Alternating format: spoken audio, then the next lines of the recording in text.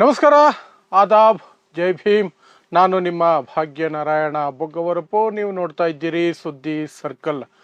ಬಿಹಾರದ ಮುಖ್ಯಮಂತ್ರಿ ನಿತೀಶ್ ಕುಮಾರ್ ರಾಜೀನಾಮೆ ನೀಡುವ ಸೂಚನೆಗಳು ಸಿಗ್ತಾ ಇದ್ದಾವೆ.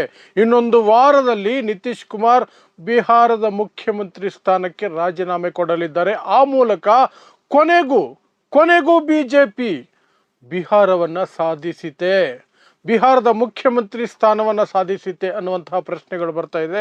ಹಾಗಾದರೆ ಏನು ನಿತೀಶ್ ಕುಮಾರ್ ಬಗ್ಗೆ ಬರ್ತಿರುವಂತಹ ಮಾಹಿತಿ ಮತ್ತು ಅವರ ಮಗ ನಿಶಾಂತ್ ಕುಮಾರ್ ಹೇಗೆ ಪಿಕ್ಚರ್ ಒಳಗಡೆ ಬರ್ತಿದ್ದಾರೆ, ಅವ್ರದ್ದೇನು ಇದರಲ್ಲಿ ಪಾತ್ರ ವಿವರಿಸುವಂತಹ ಪ್ರಯತ್ನ ಮಾಡ್ತೀನಿ. ಅದರ ಜೊತೆಗೆ ಬಿಜೆಪಿಯ ಬಹುಕಾಲದ ಕನಸು ಬಿಹಾರದಲ್ಲಿ ಬಿಜೆಪಿಯ ಮುಖ್ಯಮಂತ್ರಿ ಬರಬೇಕು ಅನ್ನುವಂಥದ್ದು, ಅದಕ್ಕಾಗಿ ಏನೆಲ್ಲ ಪ್ರಯತ್ನಗಳನ್ನು ಮಾಡ್ತು, ಆದರೆ ಕೊನೆಗೆ ಮಹಾರಾಷ್ಟ್ರದ ರೀತಿಯಲ್ಲಿ ಲೋಕಲ್ ಪಕ್ಷವನ್ನು, ಸ್ಥಳೀಯ ಒಂದು ಪಕ್ಷವನ್ನು ಬಲಿ ತೆಗೆದುಕೊಳ್ತಾ ಇದೆಯಾ JDU ಕತೆ ಮುಗಿಯುತ್ತಾ, ಅದನ್ನು ಸಹ ಒಂದಷ್ಟು ವಿಶ್ಲೇಷಣೆ ಮಾಡುವಂತಹ ಪ್ರಯತ್ನವನ್ನು ಮಾಡ್ತೀನಿ.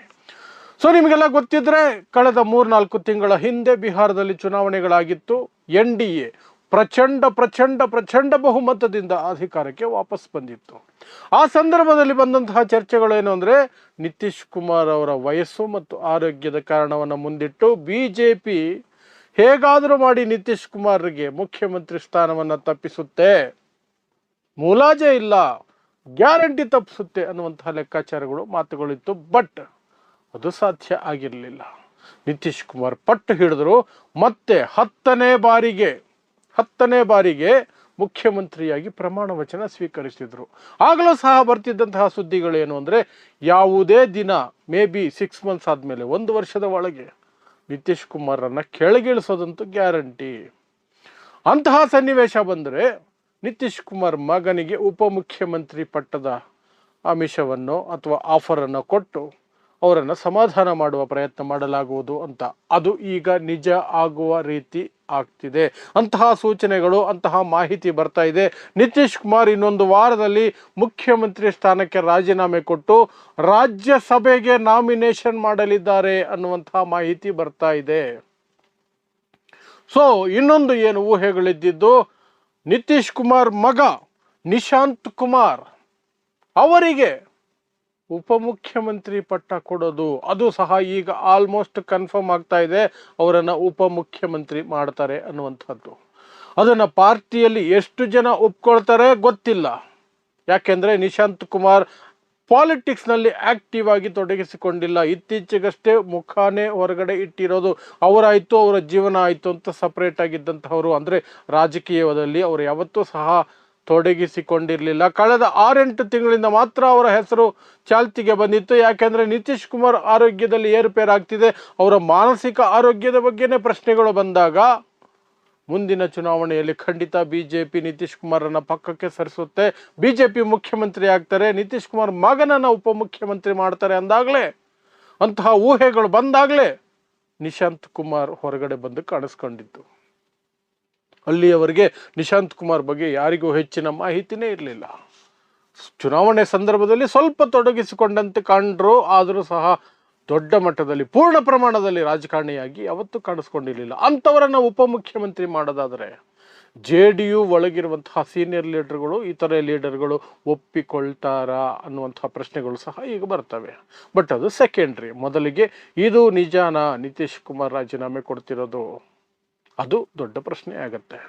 ಅಂತಹದ್ದಕ್ಕೆ ಯಾಕೆ ನಾವೆಲ್ಲ ಶಾಕ್ ಆಗಬೇಕಾಗಿಲ್ಲ, ಇದು ಯಾವತ್ತಿದ್ರೂ ನಡೆಯಲೇಬೇಕಾಗಿತ್ತು ಅನ್ನೋದಕ್ಕೆ ಕಾರಣಗಳೇನು ಅಂದರೆ, ಬಿಜೆಪಿ ಅದು ಅದರ ಸ್ಟ್ರಾಟಜಿ ಏನಂದರೆ, ಒಂದು ರಾಜ್ಯಕ್ಕೆ ಹೋಗುತ್ತೆ, ಅಲ್ಲಿಯ ಸ್ಥಳೀಯ ಪಕ್ಷ ಅಥವಾ ಪ್ರಾದೇಶಿಕ ಪಕ್ಷದ ಜೊತೆ ಮೈತ್ರಿ ಮಾಡಿಕೊಳ್ಳುತ್ತೆ, ಅದರ ಜೊತೆಲಿ ಸ್ವಲ್ಪ ವರ್ಷಗಳು ಅಧಿಕಾರ ನಡೆಸುತ್ತೆ, ಆ ನಂತರ ನಿಧಾನಕ್ಕೆ ಆ ಪಕ್ಷವನ್ನೇ ತುಳಿದು ಅದನ್ನು ಒಂದು ಇದ್ದು ಇಲ್ಲದಂಗೆ ಮಾಡಿ ಅಥವಾ ಸಂಪೂರ್ಣವಾಗಿ ನಾಶ ಮಾಡಿ ಬಿಜೆಪಿ ಆ ಸ್ಥಾನದಲ್ಲಿ ಮೊಳಕೆ ಹೊಡೆಯುತ್ತೆ.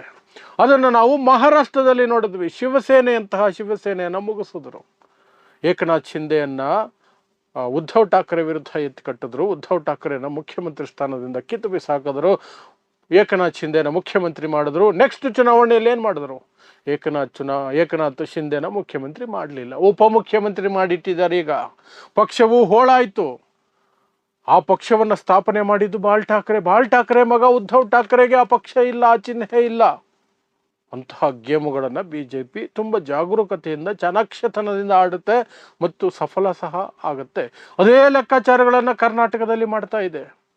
JDSನ ತಲೆ ಮೇಲೆ ಕಾಲಿಟ್ಟು ತಾನು ಆ ಸ್ಪೇಸನ್ನು ಎತ್ಕೊಳ್ಳೋದಕ್ಕೆ ಕುತಂತ್ರ, ಷಡ್ಯಂತ್ರ, ತಂತ್ರ ಎಲ್ಲ ಮಾಡ್ತಾ ಇದೆ. ಬಟ್ JDS ಅನ್ನುವಂತಹ ಫ್ಯಾಮಿಲಿ ಪಾರ್ಟಿ ಒಂದಿದೆಯಲ್ಲ, ಅದಕ್ಕೆ ಅದು ಅರ್ಥ ಆಗ್ತಿದೆಯಾ ಅಥವಾ ಕಂಪ್ಲೀಟಾಗಿ ಶರಣಾಗಿದೆಯಾ ಗೊತ್ತಿಲ್ಲ. ಒಟ್ಟಿನಲ್ಲಿ ಕರ್ನಾಟಕದಲ್ಲಿಯೂ ಸಹ ಅದೇ ಗೇಮನ್ನು BJP ಆಡ್ತಾ ಇದೆ. ಪ್ರಾದೇಶಿಕ ಪಕ್ಷವನ್ನು ಮುಂದಿಟ್ಕೊಂಡು ಮೇಲೆ ಬರೋದು, ಆ ನಂತರ ಅದನ್ನು ತುಳಿದು ಬಿಸಾಕೋದು. ಸೊ ಅದೇ ಗೇಮ್ ಪ್ಲ್ಯಾನ್ ಈಗ ಬಿಹಾರದಲ್ಲಿ ಸಹ ನಡೀತಿದೆಯಾ ಅನ್ನುವಂತಹ ಪ್ರಶ್ನೆಗಳು ಬರ್ತಿರುವಂಥದ್ದು. JDUನ ಮುಗಿಸೇ ಬಿಡುತ್ತಾ BJP ಅನ್ನುವಂಥದ್ದು. ಯಾಕಂದರೆ JDUನಲ್ಲಿ ಹಿಡಿತಾ ಇರುವಂಥದ್ದು ಕೇವಲ ನಿತೀಶ್ ಕುಮಾರ್ಗೆ ಮಾತ್ರ.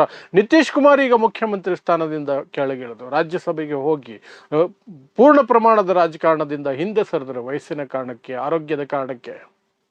JDUವನ್ನು ಮುನ್ನಡೆಸೋದು ಯಾರು? ಅವರ ಮಗನ ಕೈಯಲ್ಲಿ ಅದು ಸಾಧ್ಯ ಇದೆಯಾ?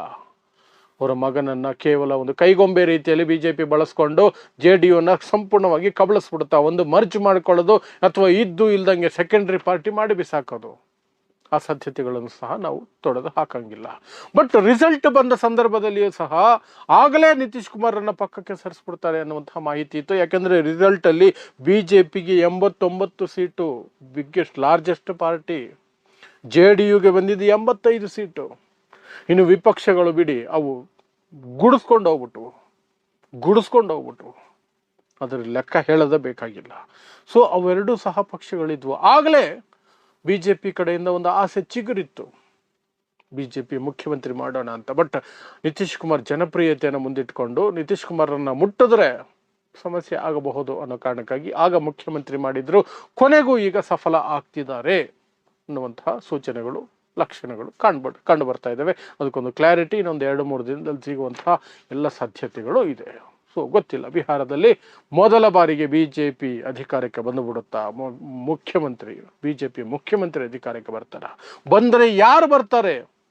ಉತ್ತರ ಪ್ರದೇಶ, ಮಧ್ಯಪ್ರದೇಶ, ರಾಜಸ್ಥಾನದ ರೀತಿಯಲ್ಲಿ ಅದು ಸಹ ಒಂದು ಹಿಂದುತ್ವದ ನೆಲವಾಗಿ ಪರಿವರ್ತನೆ ಆಗತ್ತಾ? ಹಿಂದುತ್ವದ ಒಂದು ನಶೆಯನ್ನ ಅಲ್ಲಿನ ಜನಕ್ಕೆ ತುಂಬಿ ಅಲ್ಲಿಯೂ ಸಹ ಹಿಂದೂ ಮುಸ್ಲಿಂ ಮಾಡೋದ್ರಲ್ಲಿ BJP ಸಫಲ ಆಗತ್ತಾ? We need to wait and watch ಅಷ್ಟೇ. ಇದಿಷ್ಟು ಈಗ ಬರ್ತಿರುವಂಥ ಮಾಹಿತಿ. ಸೊ ಇಂತಹದ್ದೇ ವಿಶೇಷ ಸುದ್ದಿಗಳಿಗಾಗಿ ನೋಡ್ತಾ ಇರಿ ಸುದ್ದಿ ಸರ್ಕಲ್. ನಾನು ನಿಮ್ಮ ಭಾಗ್ಯನಾರಾಯಣ ಬೊಗವರಪೋ.